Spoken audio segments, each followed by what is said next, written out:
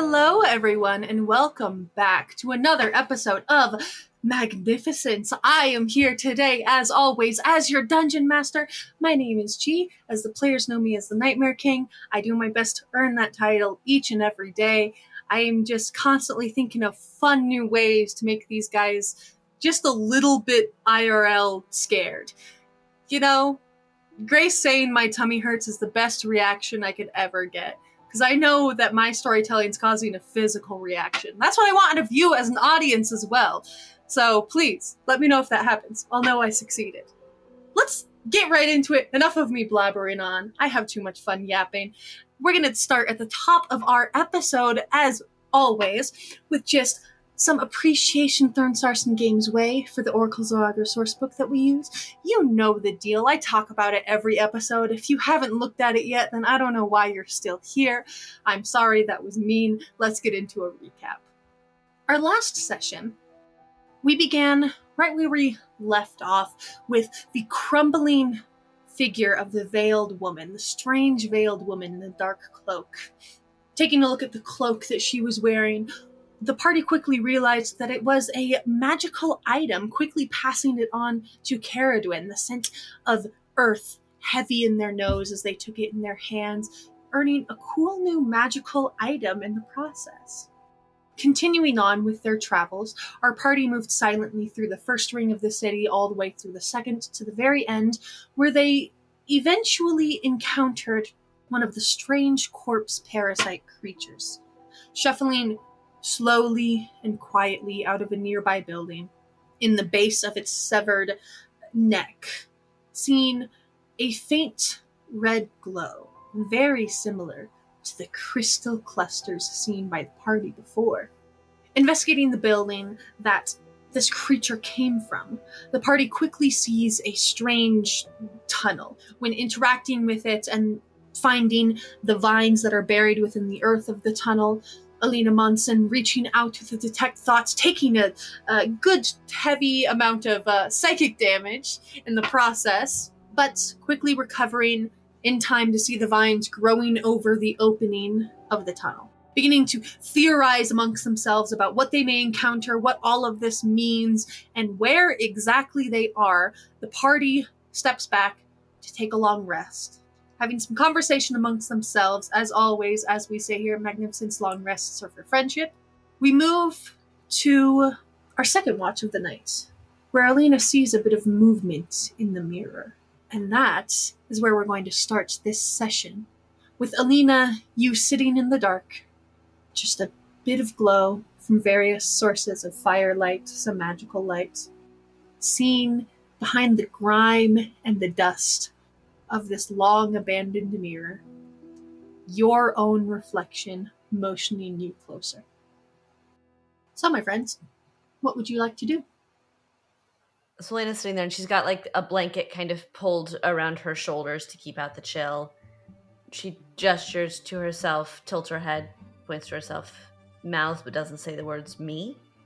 It pushes the hands closer towards you and motions again, a bigger motion. Once again, come closer. It motions. She glances at the sleeping others, but then she kind of pushes up off the ground, crosses to stand in front of the mirror, but she keeps some distance. She's outside of arm's reach of the mirror, so it would take an action to get to her, or not an action, but like a effort for something to touch her from the mirror at this point. Your reflection follows your movements. Standing up, walking closer towards the mirror, stopping the same distance away as you. After a few seconds, it doesn't. It takes a few steps closer where you don't. So it can reach out towards the mirror and place a hand flat against it, and begins swipe, swipe, swipe. Begins to clear away some of the dust and grime, so you can see clearer. And as it does, you see what you expect. Your reflection. On this reflection that you've seen before, you see your face. But she moves independently of you. She is not you. I feel the need to apologize for previous encounters we may have had. It's difficult to reach out sometimes. And, well, I'm still trying to learn about what is polite and what is not to say. If you could ever accept this apology. Who are you? Do you really want me to answer that? I think you know. I don't. Well, I mean, that's fair. How much does someone know themselves, I guess? I don't understand. It's hard to wrap your head around, I know. There's a way about you that is... I don't know if inviting is the right word, but however you want to phrase it. Though it is strange, want you to know I'm here to help, Alina. And I know you probably don't believe that. I don't. What do you want? Like I said, I want to help. Help with what?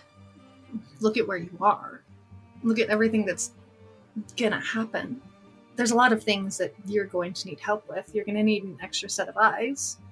And what better for an extra set of eyes than one's as observant as your own? Look, my existence is a confusing one. I can understand that. Incredibly. Yes. But you're inquisitive, you're a researcher, you're a historian. You know how to ask questions and find answers, and I can help with that. After all, there's quite a few more people that I have access to than you do. How would you help? How would I use your help? She looks beyond you at your party behind you and motions towards Carrie and motions towards Suda. Those two over there. They are not of the exact same caliber as yourself, but quite similar. But there's a key difference between you and them, Alina. They have something to hide behind. Carrie, Caradwin, well, as we've all gathered, you and your party, divinely touched they are. They have something greater than themselves to stand behind should things go wrong. Suda, though a bit out of commission at the moment, has her sister to stand behind should things go wrong. Who do you have? When the burning light roves over the land, starts scorching everything in its path, what do you have to stand behind? That is what I am. No more or less than anyone else. An olive branch, you can say. I'm still learning, but through you, that learning grows more and more advanced every day. So I thank you for that. But for now, let's start with something simple. Handshake deals. What was it that Leto said? People make public handshake deals all the time, but people's words are hardly ever completely good. So, like I said, an olive branch, some sort of, let's call it material wealth to start you off strong. After all, wouldn't want to take another big hit like you took the other day, would you? Elena's face gets clouded for a moment. No, I don't want that again. Perfect. I have just the thing then. She reaches out towards the mirror once again, but instead of stopping her hand flat against the glass, she reaches beyond it. You see hands in exactness to your own wrap around the frame of the mirror on the left side and then the right, and begin to pull forward. As you see your reflection begin to pull slowly, carefully herself free of the mirror. Elena takes a step back as she's starting to come out just to keep that distance. She pulls herself almost completely free, but her form as it exits the mirror is blurry and transparent, not completely whole. And as she pulls herself completely free, it shimmers and completely vanishes, leaving behind, falling gently to the ground, only the armor that she was wearing in your reflection. And it falls silent once again as the armor falls to the ground. Studded leather, quite similar to what you were wearing, but some very notable differences. You look up at the mirror again, your reflection is gone, and you are alone. Elena takes a moment and then glances back at the others to see if anyone heard anything, woke up, anything like that, and then goes to she doesn't bend over to pick it up. She like squats down a little bit and reaches out, and like for artistic flavor, there's sort of the drape of the blanket hanging off of her arm and her hand as she reaches out to pick it up. And she's going to take it back to her spot and take 10 minutes to cast a ritual identify on this strange thing that just came out of a mirror. Absolutely, yeah. You take it in your hands as you begin to cast a spell. And you notice it is almost an exact copy of the armor you wear now. Just like I said, has some key differences. It is the same sort of, traditional medieval style leather armor.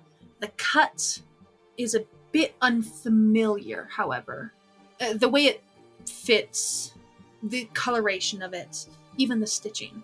There is very, very well done, almost embroidery type along the edges that is very dissimilar from anything you've ever seen in the Empire currently. For a real world example, it almost evokes a sort of ancient Roman type of design, bordering armor that looks almost familiar to what you're used to today. And as you finish casting Identify, you hold in your hands the doppelganger armor. +2 bonus, so it will raise your AC up to 16. And once per short rest, you are able to use it to cast Mirror Image on yourself. Player is going, ooh, this is fun. And no signs of sketch, dangerous, anything. No, just seems to be normal, useful enchanted armor.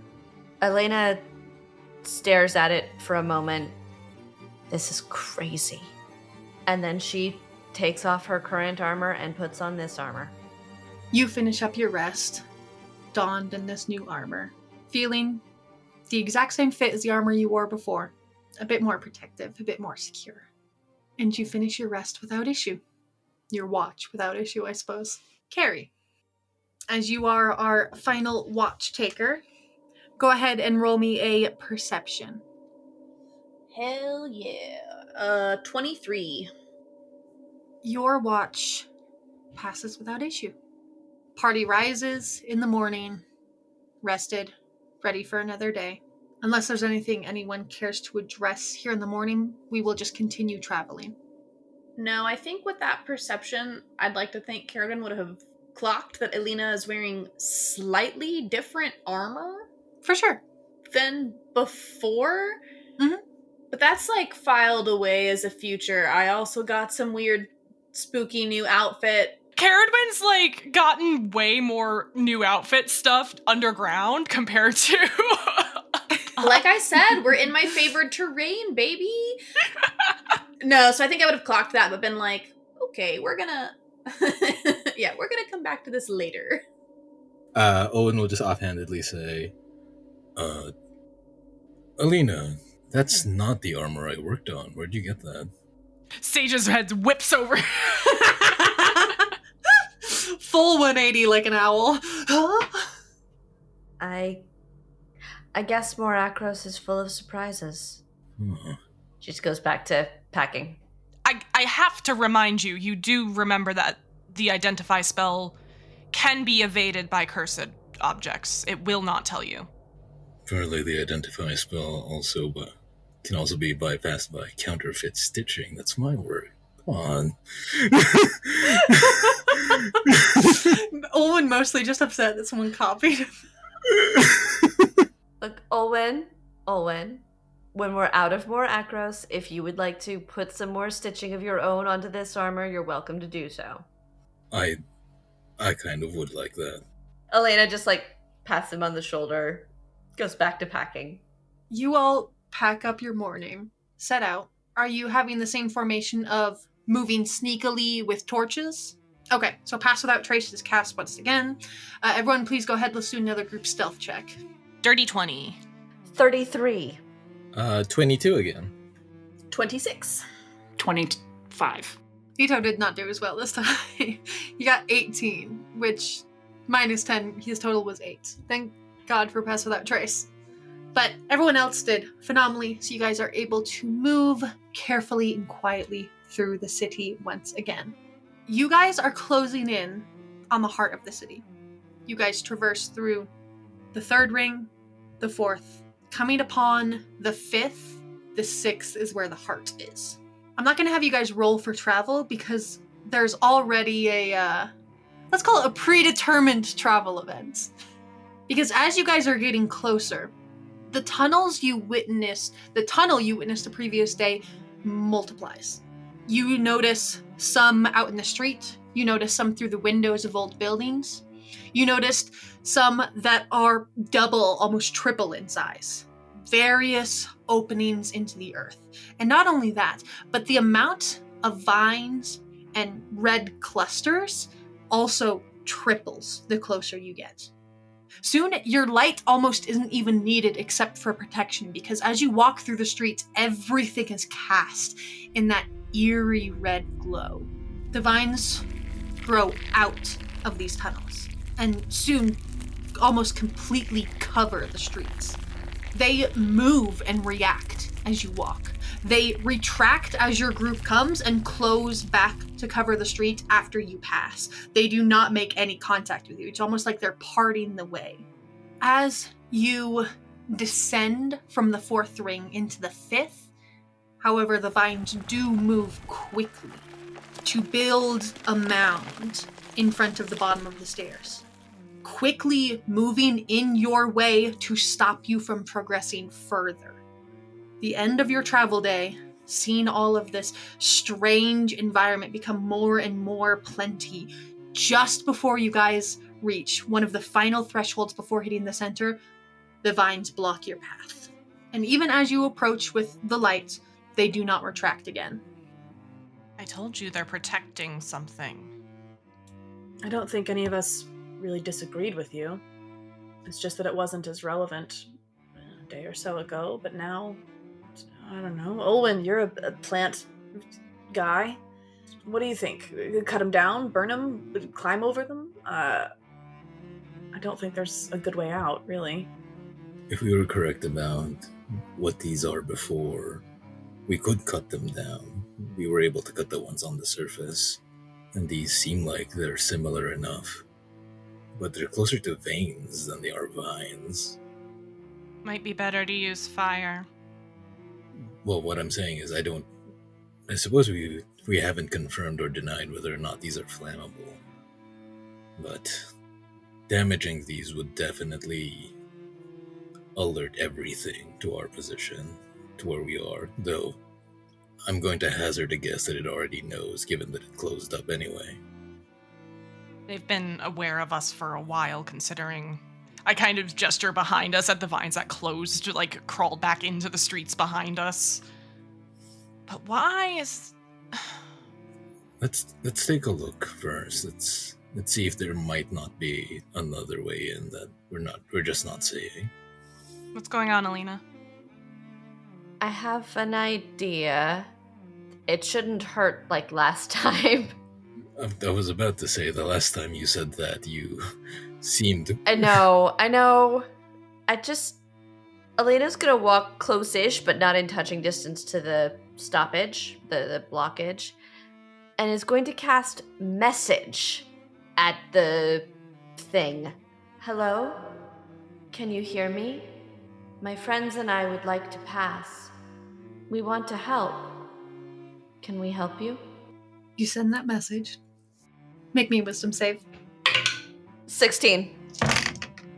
You take 11 psychic damage. Is there any result from that communication? You send that out, and it's in the reply of it trying to reply back to you. It's just more screaming, singing, praising, incomprehensible amount of voices. All right, fine. Player will get the hint and stop trying to psychically connect with the vines. Remind me, G, just so I can confirm how exactly it worked. Anytime I tried to interact with these things like they were plants, they, rejected it, right? It just wasn't working, and I got, that sort of, backfire feeling of, my arms getting cold. It definitely, they don't react as normal plants, I will say. Though I will add on, is Olwen, towards the front of the pack? Are you near the blockage? Yeah, because I was taking a look at it. They do kind of reflexively, stretch towards you a bit.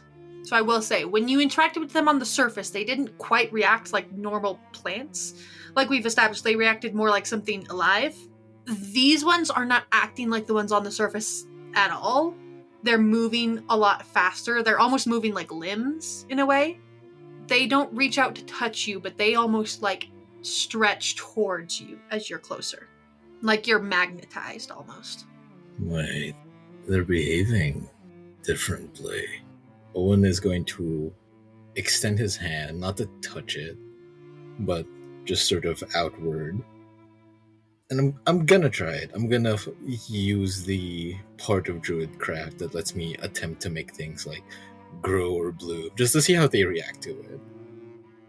You reach out with that natural magic at your fingertips. And where the vines were stretching out towards you, they begin to move in a bit more of a cohesive way. There's this wall of vines in front of you, and they start to grow out of it towards you, very slowly and carefully. And you see more and more strands of vines come together, twisting into a larger chunk, twisting together beyond that, and then coming off in thinner strands after that, forming an outstretched arm created out of these vines, holding a hand out to yours. Not making the move to touch, but holding this hand out towards you, Olin. Okay. Owen will sort of move his hand laterally to see, is it following what my hand is doing? It follows slightly, trying to keep, not mirroring your exact movements. It just keeps turning itself towards you, keeping that hand outstretched in your direction. Here's what's worrying me. Before, it seemed like something was trying to attack us, but now that we're deeper, they've been almost inviting us in deeper, moving out of our way, and now literally reaching out. It's like Leda was saying, are we the poison? Are we the invaders? Or are the corpse things we've been encountering the invaders? Or are we being led into the stomach? If Olwen is visibly hesitating, but seems like he's wanting to reach back, do you want some protection? If you want to try it? I think just be prepared, just in case. We've interacted with these before, and touching them hasn't led to anything bad. It seems trying to interact with them magically has been what's caused us the most trouble. Well, I'll try. We'll see. Owen will very carefully sort of reach out to touch the hand. There's very clearly a lot of hesitation as he does so. One wrong misstep and it feels like he's gonna flinch back immediately, but he does go to touch it. You meet the hand. It is just a touch of the fingertips at first, but the vine hand moves forward first, slowly and carefully, almost mirroring your hesitation, before slowly, if you don't move your hand away, coming together almost like a handshake, just clasping your hand in return.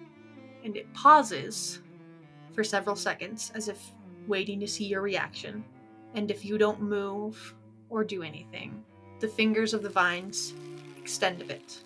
Again, this is all happening very slowly, and begins to grow and move from your hand up to your wrist, slowly growing further up the arm, continues past the elbow, up to the shoulder, reaches around your back, and goes towards where you keep your bow on your back. Olwen, do you feel like you can get out if you need to?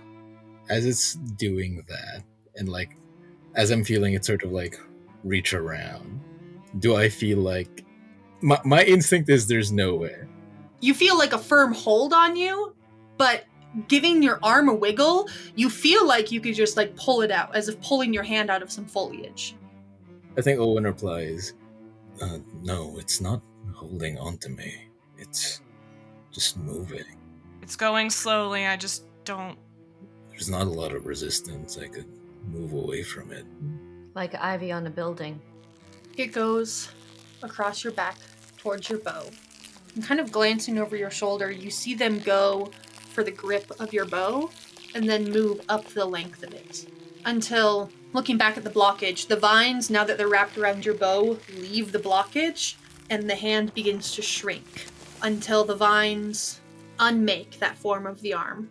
They are now completely on your person and they go the opposite direction now. It gets shorter, going back up your arm, up the forearm, past the elbow, up towards the shoulder, completely leaving your person wrapped entirely around your weapon.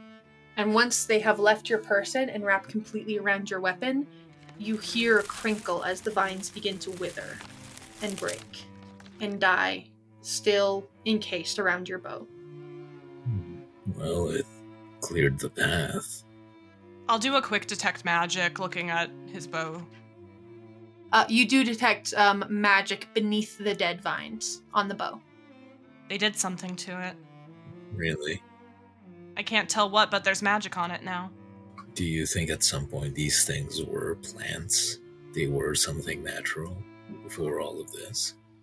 I think they still might be natural, honestly. They're just not the same as the plants on the surface. If you're done making love to the vines, is there a way through this? Well, it doesn't seem like it's responding to me now, so I don't think I could clear this out by trying to move the vines that way. But what did it do? I don't know. It gave you something. I wasn't willing it to... Would you just look at your bow? I want to see it, please. Fine. Owen will take the bow and sort of like hold it up to Sage. I look awkwardly at Lena because I don't know how to cast Identify. If I take 10 minutes to do this, are you going to get antsy? I'm already there, but if you must. Elena just shakes her head and reaches out, takes it. I suspect you're right. Here, while they take a look at it, Pseudo, why don't we try and move these vines without breaking them? We haven't tried that yet. I was gonna say, while this identification is going on, Carrie would also like to be looking at the vines that are left, specifically because Olwen has described them as being like veins.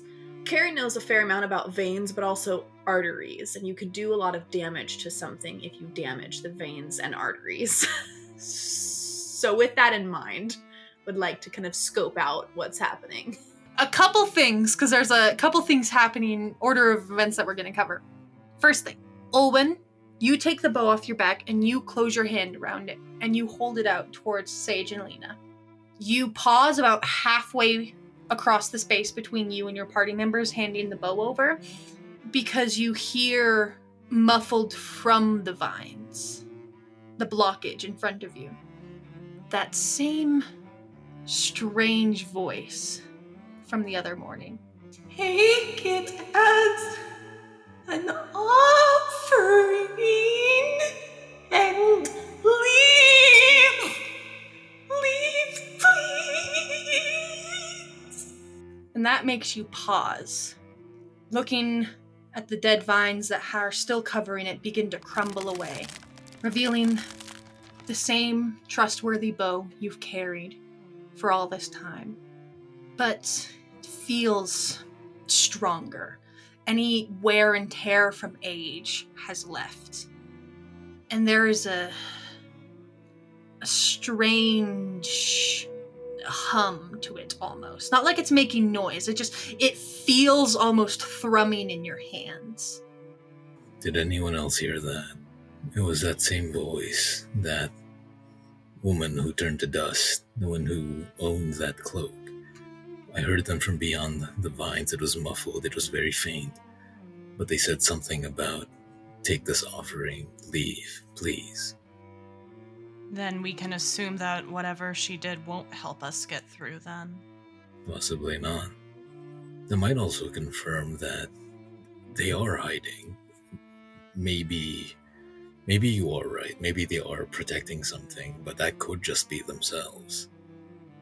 They're not hiding from us. They're hiding from whatever we would reveal the hiding place to.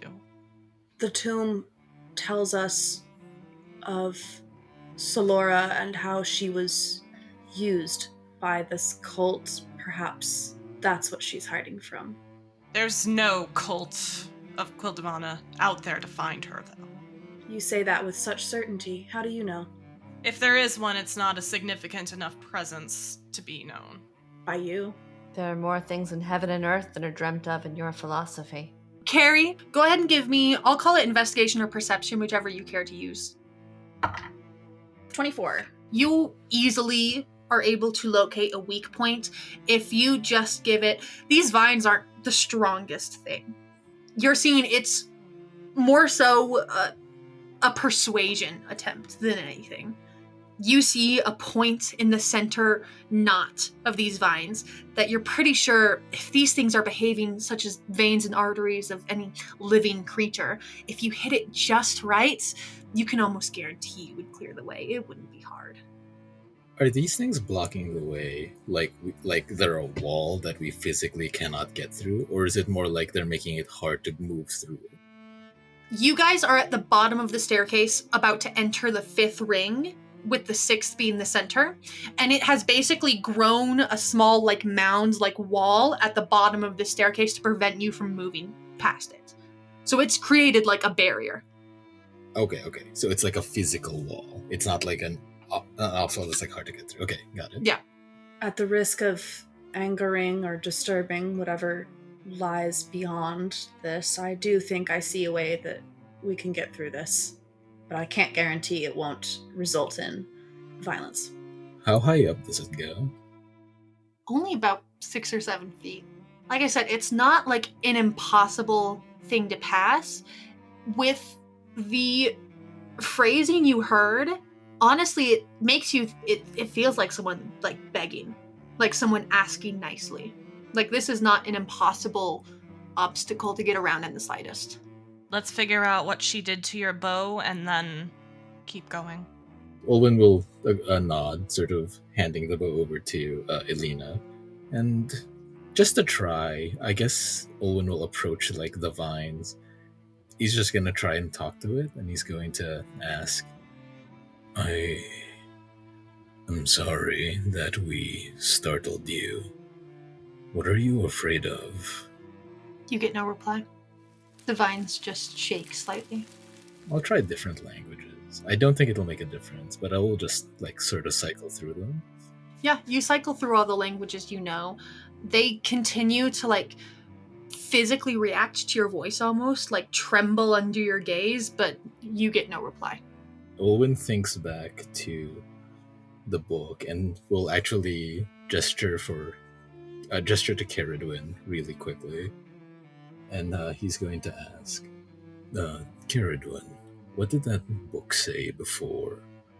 After Solora escaped the cult, she hid somewhere where she found respite. Where was it?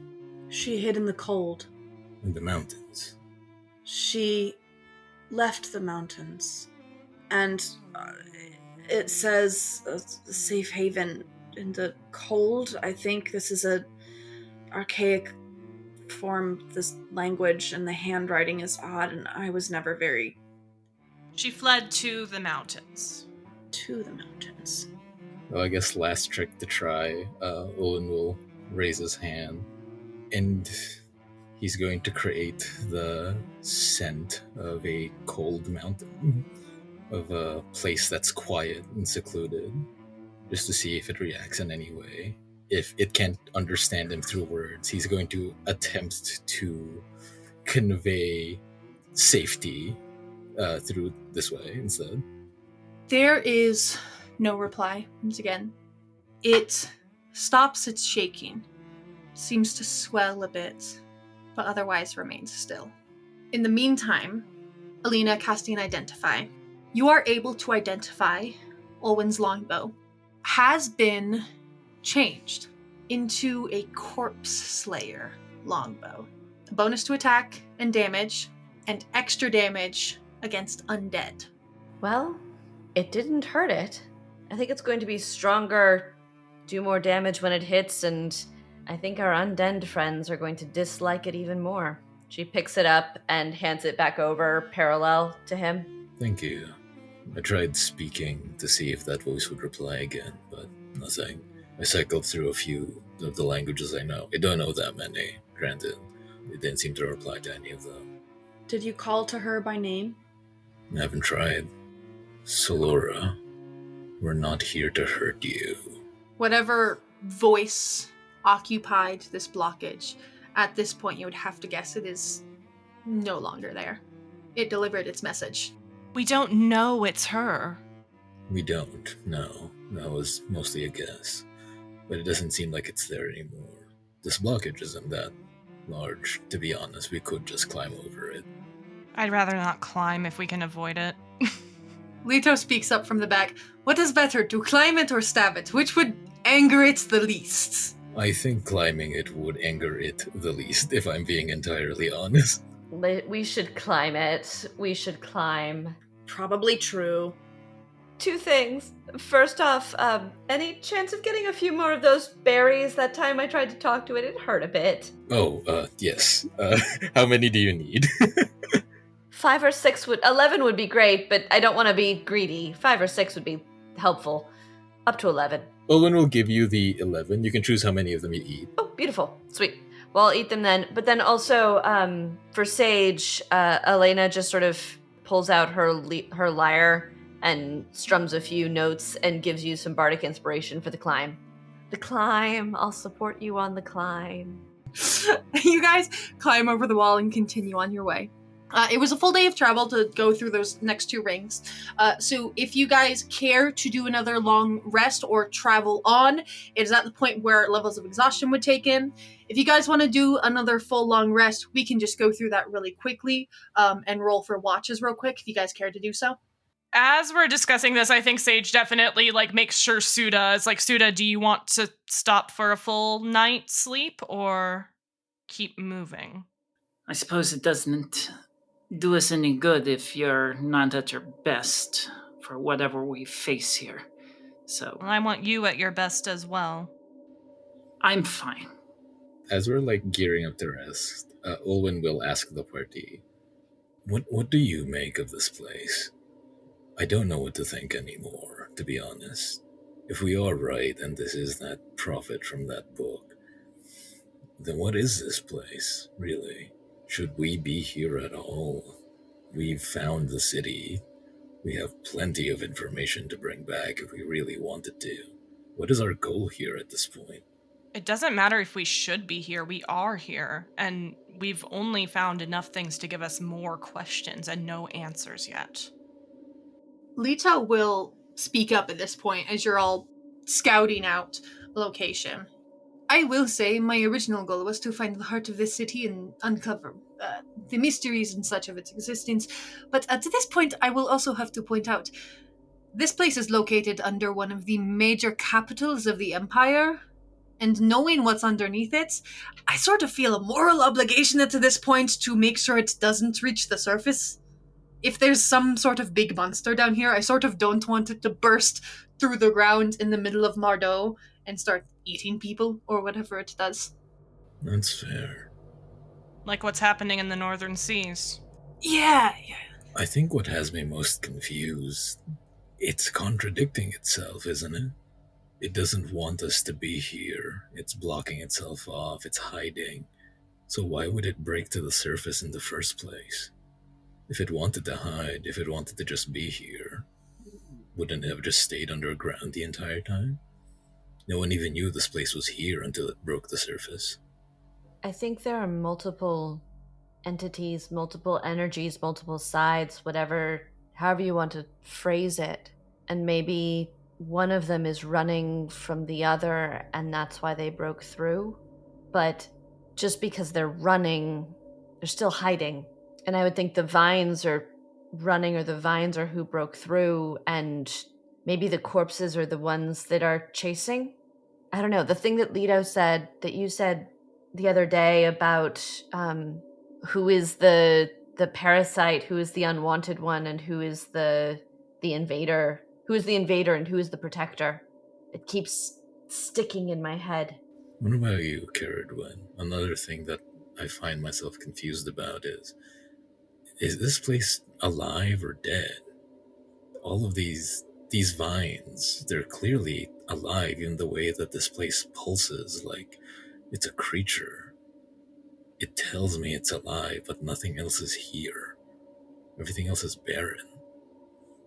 At first I was so sure that this place was just full of death and nothing else, but There's an absence here, apart from the things we have encountered.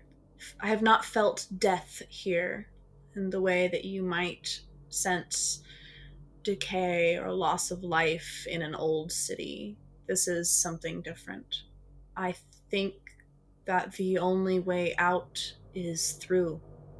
At this point, my only goals are to find my sister and get the fuck out of here. And I will leave the questions and the ruins and the books and everything else to you. Again, Suda, I hope that our investigation will not only help you find your sister, but also help find your sister a way to be, she's with you, but restored. So this investigation is not just for Leto's curiosity or mine or any of this stuff. I really think we can find something to help you. Thank you for your patience. Elena has this look on her face of like sudden realization, like she remembered something or caught something. I think you all know, I don't share a lot. I have some walls, but I didn't tell you the other night. Something happened. There was a mirror and I saw a reflection and it looked like me and that's where I got the armor. But the person there, they said something. They said that Carrie, you have protection. You have someone to stand behind.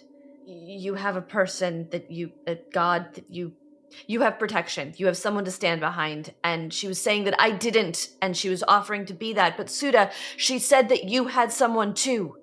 She said that you have a sister and you can stand behind there. And that means that she's still there. We can't hear her, but you're still connected.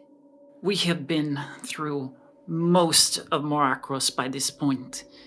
And if Naime is still there somewhere, then she is past, or she is at the center of it.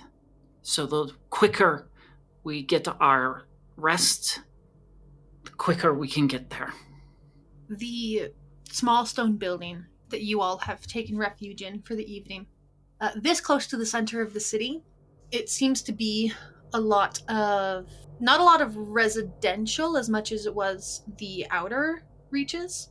It seems to be some fancy townhomes, fancy, maybe office buildings, shops and such, from what you can gather looking about. The building you decided to stay in, you decided based on how fortified it looked. And it's not until you get in you realize this was maybe some sort of barracks. Leto has positioned himself at a heavy metal door on the opposite side of the barracks to where you guys have set up the fire and bedrolls and everything, and has been kind of messing with it throughout basically the entirety of your conversation. And as you're finally settling down for the evening, glances back and motions towards you, Caradwin. Caradwin, do you know how to open these doors? It is just unlike the others that we have encountered so far. I want to see if there's something behind it. Do I know how to open them? No. But I'm sure willing to try. Excellent. This seems more of an official building that we're staying in, so if there's any place to find fun little items, I want to say this is the place to do it. I do love a fun little item. They're so fun, aren't they? Go ahead and give me a Thieves' Tools check. 21. It's like 3 different locks on this heavy metal door, and what Leto pointed out is correct. It is a different make and design from the others you've encountered. And when you come over and notice that, you're like, oh, wait, I actually do kind of want to see what's back. This is the kind of door people have on valuables. You crack that open with an excruciatingly loud creak. The door swings open. It makes everyone wince. The way you guys have been traveling the last few days trying to move in silence. So it makes everyone wince and kind of cover their ears a bit, but it slowly creaks open. Some of the residual firelight and red light coming in through windows goes in a bit, and those of you with dark vision can see in. It definitely does seem to be a barracks, and this seems to be more of an armory type. Though it is mostly empty, the weapon racks on the walls are completely empty, or held in there are maybe old broken weapons or nothing of any substance. There are a couple of chests and containers. Some of them are closed, some of them are creaked open, but it is open for you all to explore. I will say it is one small room. It is easy enough for you all to go through and just open the remaining boxes, so no rolls necessary. Alina, we can just cover you identifying everything really quickly, because it is a handful of different things that you guys are able to scavenge from what remains here. So you are able to easily just identify it all at the start of your long rest, and in the morning, we will have all of our magic items. So while I pull this up, I'll just have 3 different people roll me perception checks just for night watches. And as we open up the morning, we'll have all of our magic items read out and you guys can decide who gets what. A 1. I got a 17. 24? Yeah, you guys have a good rest. Lovely. Honestly, thank God. So, through identifying across the long rest, you guys are able to find a good chunk of items. First thing you pull out is a multi-pocketed leather quiver. That its leather is not cracked very much with age. It was well kept, and like the other items you have found, has not aged as much as it should have. You guys are under the impression, by the way, all of these, everything you find here, pre-Empire. So you find this multi-pocketed leather quiver. We can all assume who this is going to. So, Olwen, if you care to, please add the efficient quiver to your inventory. You find a pair of very well-made, tightly fit leather gloves that seem rather ordinary in their presentation, but through the use of Identify, you are able to see they are gloves of missile snaring. You find a set of gold-framed, what look like glasses with crystalline, like smoky grayish black lenses. They look like Edo period, like old Japan glasses. These are Eyes of Charming. You find a small drawstring bag, which is a bag of holding.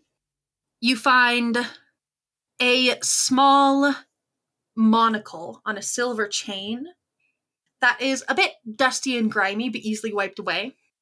Eyes of Minute Seeing.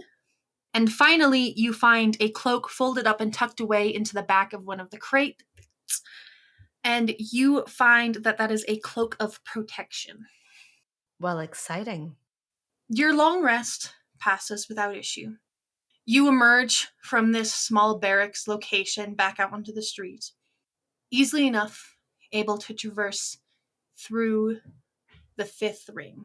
The intense red glow of the crystals and the sound of the constantly moving vines as they move away and back behind you. That is the only sound that fills your ears as you all walk. The air seems almost thicker with every step the closer you get to the center. At the stairs of the 5th ring, Leto puts down the Heart Seeker just one more time for good measure, and the thrumming within it points wholeheartedly ahead of you, towards the very center, the 6th ring of Mor Akkros. You take the stairs from the 5th to the 6th, the vines continuing to move out of your way, but much, much slower. Those of you who are leading the charge sometimes accidentally step on them because they're so slow to move out of the way now, almost reluctant, but they make no move to stop you. The sixth ring is overgrown. It is cast in a harsh, rich red light, covered, everything completely covered in these vines. It is one giant courtyard with some, what you would have to guess, remnants of statues, maybe some small structures like a shed size, nothing too big. Again, no details of anything can be seen because everything is covered in these vines.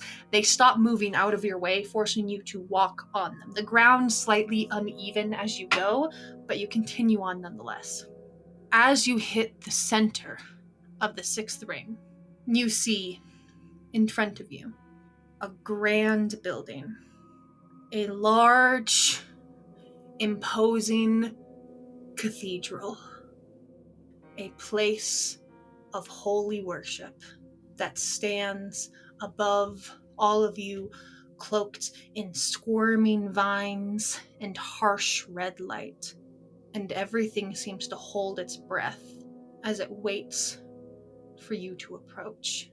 And as you step on to the courtyard proper, just outside of this cathedral, this buried tabernacle, the vines shudder and slowly begin to recede.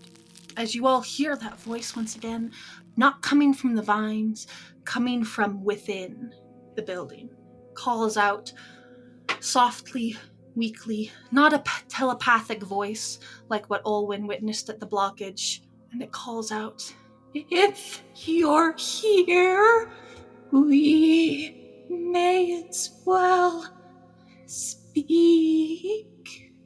Please come inside." And the vines move away from the door just enough for it to be allowed to be opened. Caradwin will move forward to open the door. We're supposed to be here. This is supposed to happen, you know? Now you're just doing it on purpose. Now that it's choosing to speak to us, could we make that insight check on it to see how it's like, what's changed? Is it? I'm assuming it's still scared, that sort of stuff, but like, if anything's changed. Yeah, you can try to inset just based on the strange tone of voice, if you like. Yes, that's 12. It seems frightened, but resigned, almost. Okay. Owen will also walk forward. Rather than insight checking the specter, can I take a look around and see if I recognize any of the symbolism or anything in this cathedral? Are you, entering? I presume, since it's obvious it's a cathedral from the outside, maybe there's some, stained glass or something like that. But yes, as if everybody else is moving in, I will also move in. Yeah. From the outside, I will say you see nothing. It is completely covered in writhing vines that have only moved away to reveal the door. That makes sense, yes. But if everybody else seems to be moving in, I will as well. You all move forward, Caradwin taking the handle of the doors, and you push them open. A loud creak echoes through the interior of this tabernacle. And the very, very first thing you see, I think makes everyone stop in their tracks. The interior of this tabernacle is bathed in red.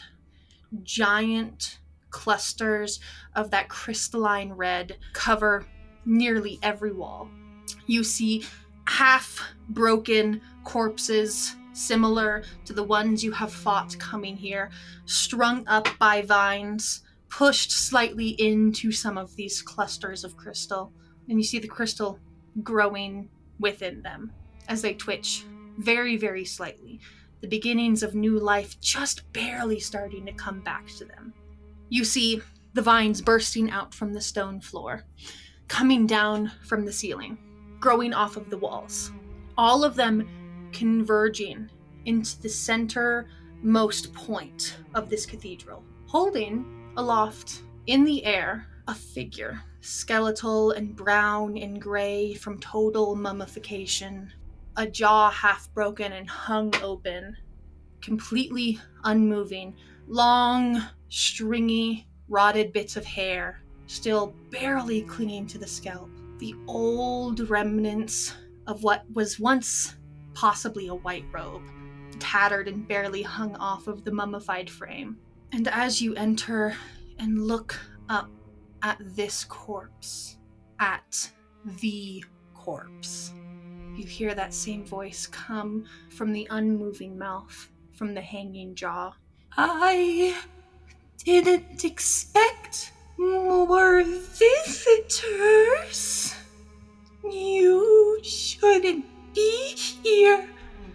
I tried to tell you not to come. Suda is done waiting on this one and strides forward, sword already in hand, which no longer has that saber shape, but has grown longer and pointed, has a longer pommel, and looks a bit more wicked in its shadowy form. Where is my sister? The corpse doesn't move, but you hear a hum through the air as the voice seems to consider. Which one is that? You should know you took her. No, I take nothing. I just hide.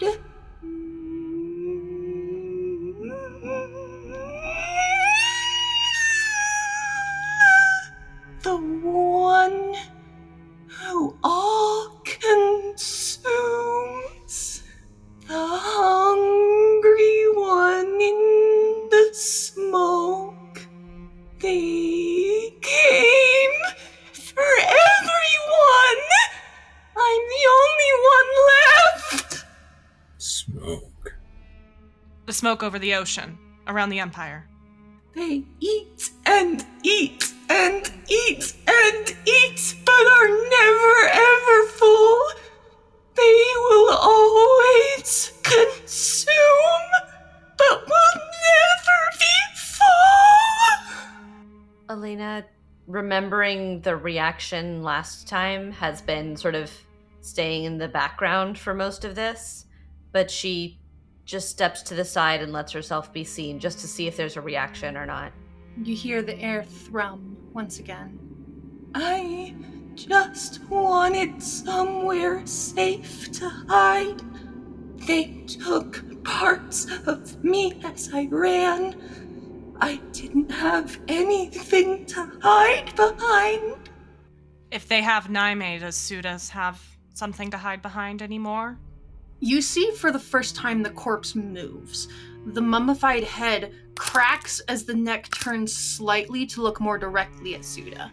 Like a bright golden light. But there's something standing in front of you. Another figure who hides that light from the hungered. But the light still peeks through. She can only do so much to hide you. What are you even talking about? All of these riddles and fucking... It looks more completely at Caradwin this time. The one that stands in front of you is bigger, but thinner. Been doing that for too long and not just for you. The neck cracks again, looking at Olwen. Too many roots in the earth. Make it obvious where you are. Once again, looks at Sage. A quiet, small existence made loud by shouting into the dark. Makes it clear where you are. Final time, looks at Alina. Nothing to hide behind. Alina steps forward for a moment and touches the armor, like puts her hand kind of at the neckline of it for a moment. Would she protect me? Can you see her? Do you know what she is? Because I don't, and I'm afraid. You can only hide so much. The one who all consumes finds everyone eventually. It's only long enough before they come back to eat again. No, hungry. This thing you keep referring to that all consumes, what exactly are they consuming? One of the mummified arms cracks as it lifts and just points at you in response. The famine was the last time it was awake, wasn't it? No. I sent something up to try to fix it, but it didn't work. It came for us a long time before that. What did you send up? Some of the crystals glow a little brighter. The doors to the tabernacle behind you all. You're suddenly aware of the creaking as they close, and what little light comes through the crack in the door underneath fades as you hear the vines on the outside grow back over the doors. I remember. You were not my first visitors. I remember being warned about this, though. A patron told me not to open the doors again. So I'm sorry I tried to warn you away, but the doors can't open again. You're going to give away my hiding spot. You hear the walls creak slightly as the vines surrounding this building constrict. If you keep us here, we will. No. If they can see us, if they can sense us. No. Keeping us here will be a beacon, but if you let us go. No. If you let us leave, then we can't draw it to you. We'll draw it away. No. The voice stops, and you hear the walls creak again as the mummified corpse cracks and shifts, looking more direct at your party. I can't. Not when it's already touched you. We stay hidden here. If I have to hide the entire city under earth, I will. Is that why you're breaking to the surface? Are you trying to hide everything? You hear the walls creak and crack again. A heavy chunk of stone from far above you falls and crashes to the ground just a few feet from where your party's standing as the vines continue to constrict. Nothing matters. Nothing if we don't stay here. If you bring down this building, it won't protect you any longer. I can't die, but I can stop you from leaving. They constrict again. Another chunk falls. You see the corpse's body crack and move as the arms move to grab hold of the vines that already hold it up. That light filling the room pulses, and she pulls the vines closer. The corpse is not going to let you leave. Everyone, we're gonna roll initiative next session! Oh, before we totally finish, right before we get into this, everyone please level up. Yes! I was gonna say, level up. Level up, level up, Level up tonight, queen. Thank you for joining. I hope you had a fun time. I know I did. I hope you're scared. I hope everyone's a little bit uncomfortable. That's my sweet spot where I work. Thank you for joining us once again. I think I've said thank you about 1,000,000 times, but I'm never gonna stop, bitch. And we'll see you next time. Bye. Bye-bye.